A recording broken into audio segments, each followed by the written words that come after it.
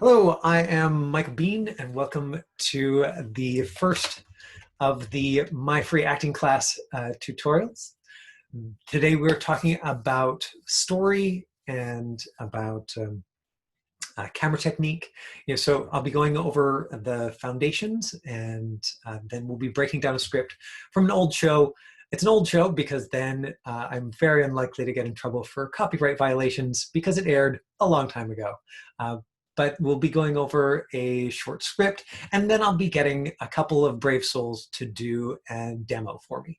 I'm going to be breaking down a script with two young actors and one adult actor. Some of you will have already noticed that this is an all ages class. I think that good acting is good acting. Obviously, you're going to have different questions, so please make liberal use of the chat window and throw whatever sort of questions you've got in there, and I will answer them on the fly as we go. I have some things that I want to cover. My thing as a teacher is often wanting to cover too much, so I'm going to go through this and pulled 2 pages of script for us today, and we'll just see what we can get through. So the start and the first thing that I want to throw out there is camera setup. And so the kind of basics for camera setup are eyeline, eyelight, eyeline, eyelight, frame, marks, movement, sound. Those of you who've been coming to the lessons really regularly will have already reviewed this, and I'll throw a link to the YouTube, the list of lessons on YouTube, if anybody is keen and wants to go and find a bunch of those. There are that's where casting directors Judy Lee, Chris Wozniacki, and Jackie Lind all have videos posted up there, so you can watch all of their videos as well as the camera tutorials from Mondays over the course of the last 6 weeks.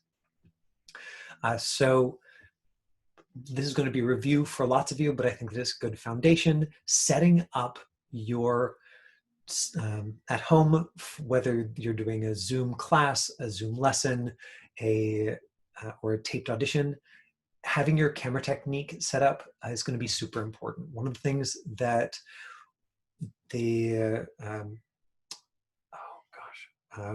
that we've heard from casting directors, Tiffany Mack, went on the record just recently, in her, she came in maybe like 4 or 5 Fridays ago to say that she's only going to watch 30 seconds of a video typically. She's like, if it doesn't grab me in the first 30 seconds, I'm probably not going to watch the rest. And so this is why these basic camera technique things are so important, is that if you don't grab them in the first 30 seconds, and I've even heard casting directors going on record saying 15 to 20 seconds. Maureen Webb, who I was not able to record, but the notes from her session are in the Facebook group. Maureen last Friday said, I'm going to watch 15 to 20 seconds. And and she said producers and directors, the decision makers for these things, are going to watch 15 to 20 seconds. So eyeline, your eyes need to be nice and close to camera. If you're off sideways, if you're talking to somebody over here, if you have a reader that is too far off camera, it means that we're going to see a lot of your ear. It just doesn't communicate that much about how you're feeling. Eye light, the light reflected in your eyes does a lot to show you as alive on camera. Right now, I have a large window that is directly behind where my computer is, but I'm going to spotlight some of you just so that I can show you some examples. Right, so if I can find somebody who's like really harshly backlit, that would be perfect for me.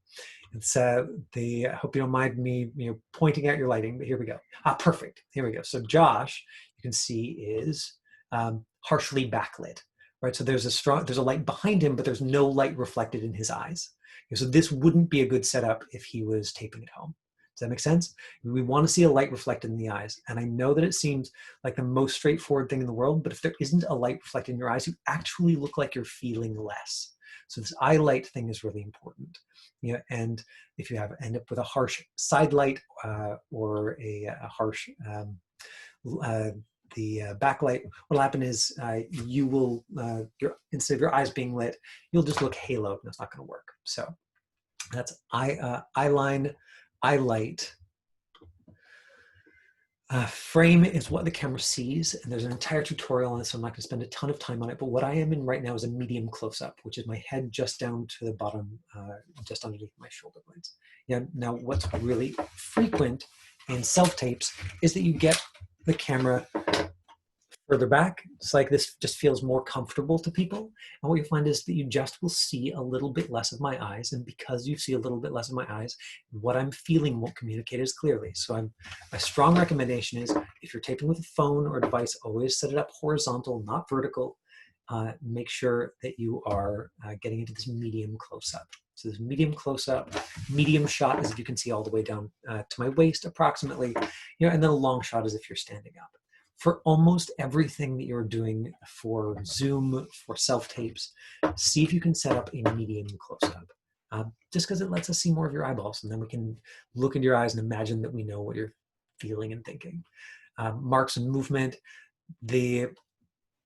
I've been going over this in the camera lessons, and we'll come back to this when we start looking at this Aliens in America script. The first thing that you should try when you get movement on camera that's in the stage direction is you do it exactly the way that it is written. Just try it exactly the way it's written. Often, especially if you're taping it, you'll find that it might feel weird, but it often doesn't look weird. So in this case, there's somebody swinging he's swinging around a weapon, like that he's made in shop class. And so can feel weird for the actor, does not necessarily look weird. So try it. And if that doesn't work, then you adjust it so that it can be completely outside of the frame. Remember, the frame is what the camera sees. And so that means if you're opening a door, instead of opening it up here, you just open it down here.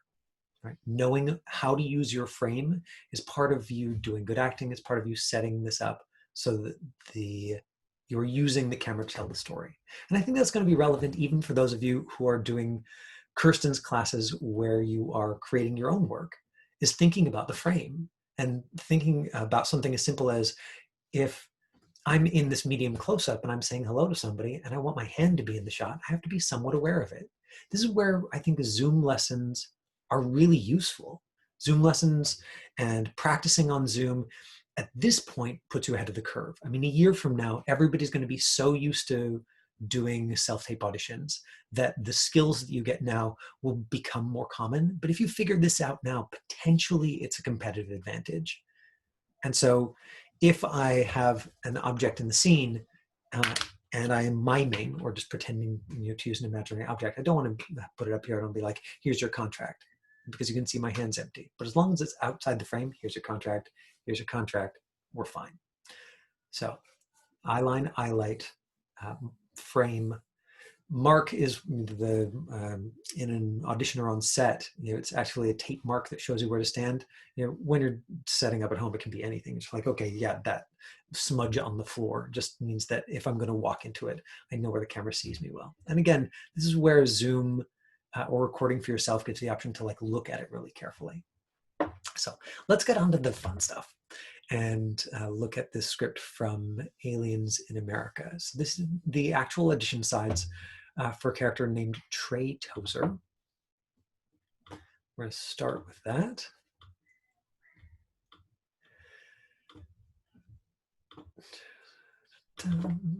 Okay, I'm sharing the screen. If it gives you technical difficulties, please throw it into the chat window so that I know, but otherwise I'm going to assume that you can see what I'm seeing. So what we've got is, oh, somebody can scribble on my screen. That's interesting. Yeah, that happens a lot. Oh. Yeah. We still don't know what's happening. Okay. Yeah.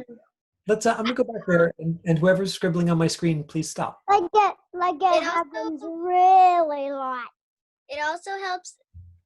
And I'm muting you, but if you have further advice, please throw it in the chat window, because there's about 60 people in this lesson now, and with everybody trying to talk and give me advice, it's a little bit overwhelming.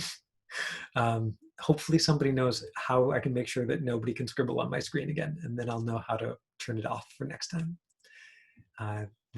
So what we've got is Aliens in America, episode 109, 110, writer's first draft, 9/12/07. This is page 3. Now this is a little clue that you will sometimes see on a script, which is the third page of the episode. You won't always have this, and it won't always sort of be available for you, but when it's there, what we're doing is looking through the entire script for clues about what's going on. And so typically it's about a minute a page for your script. So this means this is right near the beginning of the episode, and that might be useful information if you're looking at the character of Trey and preparing that. Justin, mortified, in kind of a hurry, Mom. Franny, love you, pumpkin pie. Justin waves without looking back at her.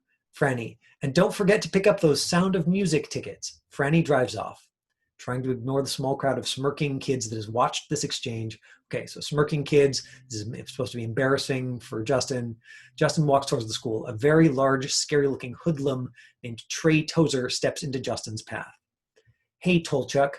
Freeze on Trey's face. Now, I would say always read the crossed out stuff, because if you're sleuthing through a script and looking for information, it's free information. It means there are decisions you don't have to make. Freeze on Trey's face. Now, this was something really horrible. Trey Tozer was currently in his 3rd year as a junior at Medora High. Unfreeze Trey's face. He pulls out a scary homemade weapon. You like the sound of music? I like the sound of music that your head is going to make when I pound it with my authentic Tonfa fighting stick. Freeze again. This was easily the wittiest thing he'd ever said. Metal shop, day, flashback. Trey's meticulously working, and anytime you hit a word that you don't know, there's really no excuse to get to performance or to get to an audition without having looked up a word. So if you don't know what meticulously means, so easy. You throw it in the chat window right now, you put it into Google, you find out what the word means, you move on a row of medieval and Asian weapons that he's made. Justin, VO. Now, when you see voiceover in a script, the reason this is crossed out is because in the scene between Trey and Justin, the action is frozen and this is voiceover. So you have to read carefully, because sometimes the VO lines they'll be expecting you to say. In this case, obviously, it's super clear that casting has marked it up. I wish I could say that here's exactly how casting always marks up scripts and you'll always be able to understand it by looking. Not accurate. Every casting director, every casting assistant marks up scripts in a slightly different way, and you just have to be smart about looking through them. Simple though he was, Trey had a gift for crafting obscure weaponry. Certain members of the faculty had taken it upon themselves to nurture his creative spirit. The hippie shop teacher admires the tall, axe-like medieval halberd that Trey's polishing. Nice halberd. Interior classroom day. Okay, so there's more flashback about Trey harassing Justin. Exterior school continuous with before. Justin is face to face with Trey, who begins to move through a series of martial arts poses, brandishing his Tonfa fighting stick. Prepare to be dazzled and then dead, Tolchuk. Mr. Matthews, right? And so if you're an adult, then maybe you're doing Mr. Matthews. This might be the only time that Mr. Matthews appears. So this might be the entire audition sides for Mr. Matthews. Tozer, Trey stops. What do you think you're doing with that Tonfa? Sheepish, and if you know the word sheepish, you'd look it up, find that it means embarrassed or a certain kind of embarrassed. Nothing. Mr. Matthews takes it away from him. Get yourself to class, young man. Trey, friendly voice, see you at lunch, Justin. Trey mouths, I'm gonna kill you, and exits. Justin turns to Raja. This is why we don't let my mother drive us to school. Okay, so when I'm looking at a script, I've got a series of really basic script questions that I've been using in class for a long time. I've been teaching for the last 18 years, and that I've refined to make them as simple as possible for these lessons. And so I'm going to show you those, and then we're going to talk through them, and I'm going to ask you to oh, great. Somebody had an article, sent me an article about how to make sure people know to draw on my screen. Thank you so much for that. I'm going to go over these questions with you, and I've been refining it because I want to get it down to 5-10 minutes. Ultimately, a lot of actors like to approach the work from just being inside of it, learning the lines, going over it, feeling into what if I'm really there and it's really happening. And I think that that's got a lot of validity to it. I wanted something simple enough that on the way to the audition, or in that 10 minutes in the shower, you're like, wait, maybe there's some pieces here that I'm not getting. And have I gone through and made all the decisions about the script to help it make sense? So again, anybody who's taken an acting class, this is not rocket science. This is just my fast version of it. So if it's a review for you, you bear with me, and hopefully some piece of the way that I've essentialized it will be useful or meaningful for you. And if it's new and I am going through it too quickly, then throw your questions in there. And I'm happy to stick around after the end of the lesson and answer questions. So here's the story questions. This is a quote that I pulled from Ivana Chubbuck's book that I really like. It's reflective of my experience both as an actor and as a teacher, that the longer you do this and the further you get into professional acting, the more you realize that it's all about exploration, that there really is no right or wrong. And that even the thing that works really well for you one day might not make you alive the next one. And so we're going to go over what is the style, what's the writer's story, what's my story, right? Then we're going to hit the characters, adjectives, relationship, opinion, and the objective, want, feel, do phrase. So start with style, writer's story, my story. For the style of the show, the very best thing that you can do, in my opinion, is pull up the actual show. Now, if this was closer to the time, you've got YouTube, probably you'd be able to watch the trailer. Instead, what we'll do is we'll watch just the first little bit of the first episode, which happens to be available on YouTube. YouTube is a wonderful thing. Now, the first thing that I would do, of course, I would look at the breakdown. Your talent agent, if this was a professional audition, would send you a breakdown that said name of the project and name of the show. You would likely get something like they have here on IMDb, Aliens in America, 30-minute comedy TV series. A young Muslim student from Pakistan is sent to live with a Christian family in Wisconsin as part of a foreign exchange program. Right, CW, the silly, family-oriented, and let me make sure that I've got the chat window available in case there's something here I'm not seeing. Great. And then I might follow the creators, right? So if there wasn't material available already, if I couldn't watch the trailer, I might look at the creators, these two. Okay, and for Inseparable, the It Crowd, right? And if the look up Inseparable on IMDb, this is the Internet Movie Database.com. This only has to take a couple of minutes, but if you can get a clip of the show, it will do a lot more for giving you a sense of the tone than sort of the best guess you would get from the script. I know the resolution when I play video via Zoom is not great, but at least it'll give you something. Okay, so check this out. Let's say a space alien landed in my hometown. If he was 16 years old, he would go to my high school. And let's face it, his life would probably suck. Everyone would make fun of his giant head and his big bug eyes. He'd be an outcast, a loner, definitely a virgin. And there'd be nothing he could do about it except wait for his spaceship to take him home. I didn't have a spaceship, and each year of high school was worse than the last. Okay, so we're following this main character, Justin Tolchuk, as life gets continually worse for him in school. Now, what's fun is after we've looked at the scene, actually, because the full episodes were on YouTube, I was able to find this exact scene. So after we talk about it, we can watch it and see how it showed up. There are no aliens in the show. That's correct. The Aliens in America is this sort of exchange student, from Pakistan who ends up in a small Midwestern town, and craziness and hilarity ensues. I know. Okay, here we go. So after that, 10 minutes, my goodness.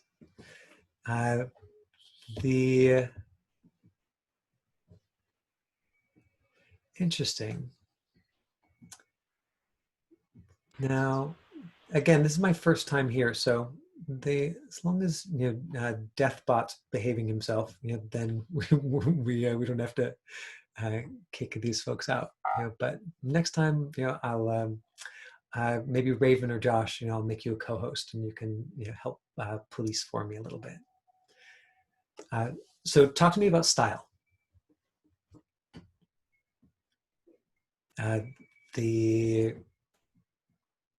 Okay, so what would you call the style of the show? Style? Oh, no, I want to talk to everybody. Okay, just throw it in the chat window. Drama. From the alien guy, dramedy, right? And I would say that this is even based on what we read in the script. You're prepared to be dazzled, then dead, told Chuck, and then this. This is actually like a fairly broad comedy. I mean, right. So here we go, comedy, teen comedy, and it's not always cut and dry, but with this one, the voiceover, exactly, the alien getting things thrown at him, the kid who's having a tough time at school, but is commenting in a cynical way about it. Right. So we've got the dramedy, or teen comedy. The story that the writer's given us, is right, young adult, perfect. The story the writer's given us is that Trey Tozer, the bully, sort of threatening our lead character. Totally. Now, your story, and this is where I think that it's important to just go what story do you want to tell? What's interesting to you? If you're Trey Tozer, are you, is the thing that's interesting to you, I'm going to enjoy abusing this kid, or I'm going to take out my bad day on other people, or finding your version of it. And if you're Mr. Matthews, if you're coming in and playing the principal, is this another day in this horrible high school, or is this, and we don't have an indication because the script is just, I do what I want when I want, and I love it, right? So there's bully from the inside, right? There's your, so that's great, Yvette, thank you. Right, and if you're Mr. Matthews, are you sort of trying to crack down on the people in your school, or is this you, right? Is you trying to keep order, or is this you trying to keep an eye on Trey? You've got to find your version of it. Right, remember the next thing on the story list here. Adjectives, relationship, opinion, and I'm just simplifying this as much as possible, but give me 3 words to describe Trey. And what's important, I think, is if you're playing Trey, how does he describe himself? Confident, mean. He probably doesn't describe himself as mean, but maybe, brash, right? Some version of he thinks he's better than everybody else. We're going to go probably 5 minutes over, and if anybody needs to leave it for, please do. Strong, tough, funny, exactly. He thinks he's hilarious, perfect. And then you would extend that same exercise and give me 3 words to describe Justin, the guy he's talking to, who obviously has a very poor opinion of. And if you were approaching it from Mr. Matthews' perspective, you go what are 3 words to describe Mr. Matthews? So just the simple version of make sure you're seeing it from your character's perspective. Right. So if you're Mr. Matthews, then Trey's annoying. It's, oh man, here's this kid, or he's scary. And either way, I think those are both valid choices based on the script you've got. And either way, it changes your performance in a way that's interesting, right? Maybe Trey's feeling left out. Yeah, right? Then we get the sort of more sympathetic bully character, the one who's doing mean things, but you can tell they're hurting inside. I think that's totally valid. Probably we should come back tomorrow to looking in more detail at the objective, what you want, and the way that I typically use that when I'm teaching these lessons, and also when I'm teaching classes. The next set of questions, right? So after we've got the character, Right, he thinks he's funny. That's great. Yeah, the Olivia. Oh, Olivia, that's the sensitive version of that. Yeah, again, it is possible to tell that sympathetic bully as long as you are totally mean to Justin. What we see underneath it, it's got to fit your version of the story, how you want to play it, and what's actually in the script. So then typically I would follow like, what's the relationship? Well, student and student, right? Like, or bully and victim, or if you're Mr. Matthews, then it's, troubled teen and principal. Like, so the relationship is in the script, but then the strong feeling or opinion is a choice that you have to make as an actor. And that's, again, what's going to color your version of this. Okay, yeah, I think we better leave it at that and move on to the physical part of it. I'm mashing together, a couple of lessons. I typically teach camera and story as different lessons, and so it's an experiment. Benji, if it's all right with you, I'm going to keep going for about just another couple of minutes, and then I'm going to take your question. So if we go back to the script here, one of the pieces of physical action, right, is that we've got Trey pulls out a scary homemade weapon, which we find out later is a tonfa, which I could look up on Google very easily and get a picture of. Justin is face to face with Trey, who begins to move through a series of martial arts poses, brandishing his tonfa fighting stick. Now, if you are Trey and you're doing this for a taped audition and you don't take this opportunity, for a comedy to show off your fighting moves, then I think that you are missing an essential part of telling the story. Right, you're going to want to use the frame for it, but Justin is face to face with Trey, who begins to move through a series of martial arts poses, brandishing his tonfa fighting stick. Prepare to be dazzled and then dead, Tolchuk. Right, so if you were doing this, and is anybody standing up? Who have we got? Who can demo for me? Right. Alicia or Shiva, there's only a couple of you who've left your video on. Does somebody want to be my bully and practice their fighting moves for me? Right, the most boring way to approach this would be to skip it, and I think that actors do that quite a lot.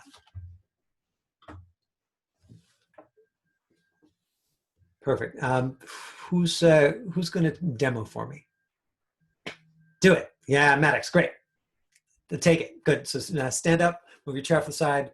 We'll spotlight Maddox, and you might have to unmute yourself, Maddox. Oh no, wait. There we go.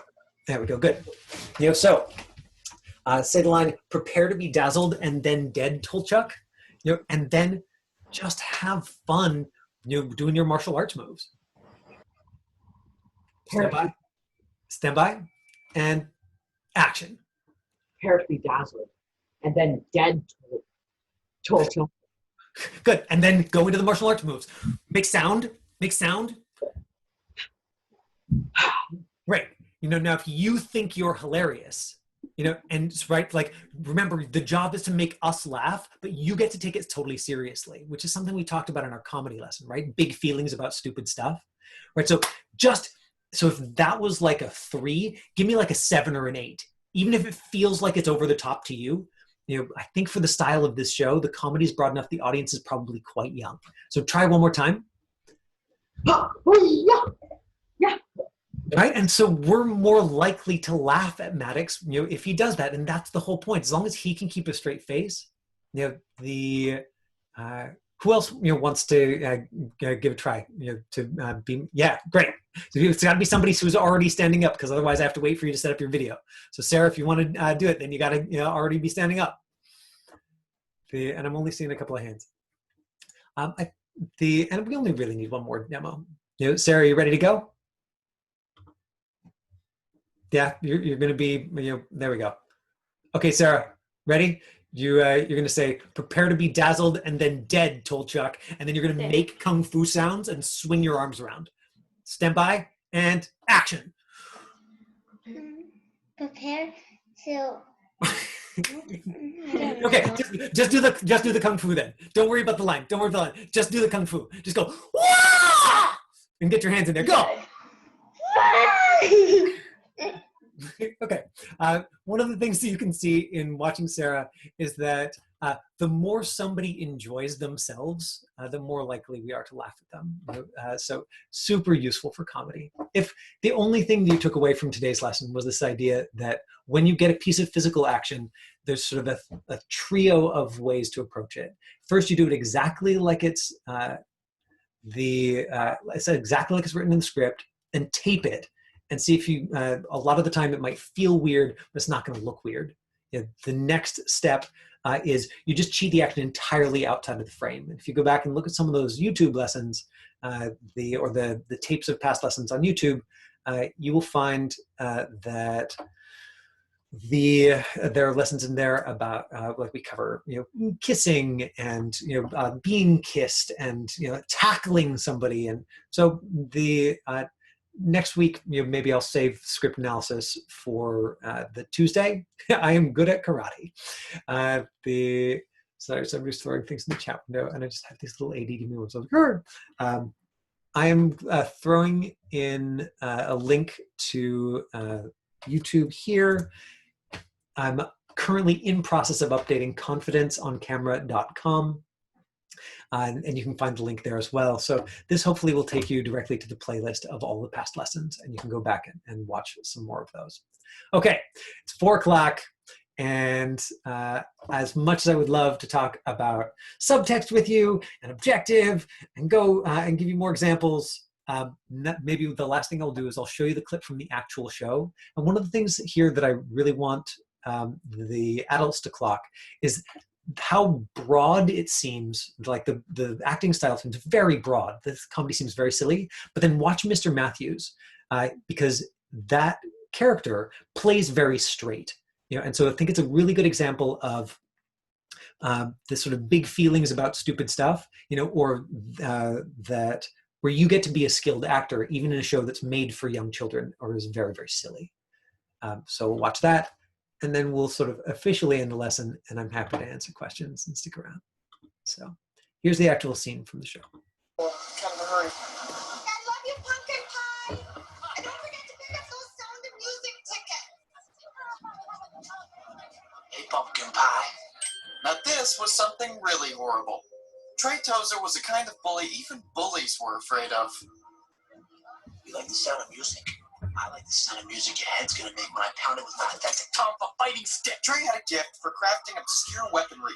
Certain members of the faculty had taken it upon themselves to nurture his creative spirit. Excellent, Albert. Tozer, what do you think you're doing with that tongue? Nothing. I thought I made it clear. Weapons are for shop class only. Trying to be chow young fat around here is ridiculous. Right. So this is what I mean is that the characters are quite broad. I mean, you can see. I don't know if you can see again. I know the resolution's not great when I play share video, but the particular lead very funny and silly and animated. Trey Tozer, the guy they cast, did the action. Took the action seriously. Didn't make that a joke. But just went so far with his bully character that we can laugh at him. And then Mr. Matthews, when he comes in, plays counterpoint to that. He comes in and takes it very seriously, but is still being super clear about what he feels in a way that is likely super appropriate for this age group. One of the things you look at is how old is the main character, right? The main character here is supposed to be 16, and he's quite a young 16. So the audience is probably like 10, right? Shows are written for the aspirational age of the audience. And so even if you're Mr. Matthews, that's useful to think about, because if the show is for 6-year-olds or 8-year-olds or 10-year-olds, and a lot of these silly comedies, the sort of midpoint or the bulk of their audience is there, then it means you have to make things really emotionally clear, or they actually don't get it. 4:05, it's over. You're right. Okay,